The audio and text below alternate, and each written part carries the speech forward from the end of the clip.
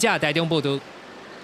台南有一间国中初一发生校园意外，有学生把这水果发架的玻璃罐仔摕来摇，却熊熊爆炸。这玻璃碎片是喷到满世界，三个国中生的面、颔、棍、手拢去挂着伤，送病院了后，目前是无生命危险。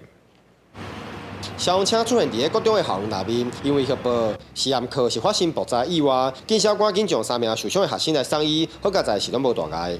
保健室的阿姨呢，先做一个初步的伤口处理之后，就立即由救护车呢送到医院做进一步的确认，都确认只是皮肉伤，轻微的擦伤。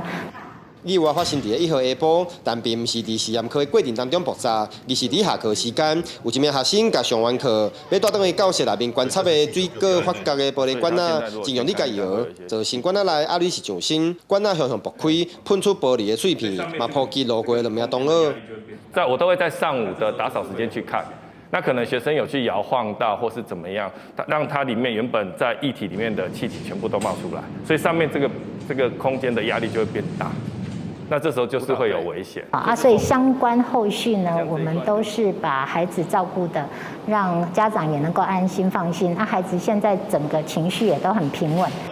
课程当中大部分是利用家规套伫管仔头，会当观察发角的过程。但是这次的意外，疑似是因为密闭式的管仔头，佫无放开，加上天气热，互管仔内二氧化碳爆出，才造成这起意外。校方除了安慰惊到的学生，嘛展开关怀，并且互因正确的观念。后续自然课的课程嘛不排除换做保特瓶来替代，互教学的过程更较安全。记者王正훈报道。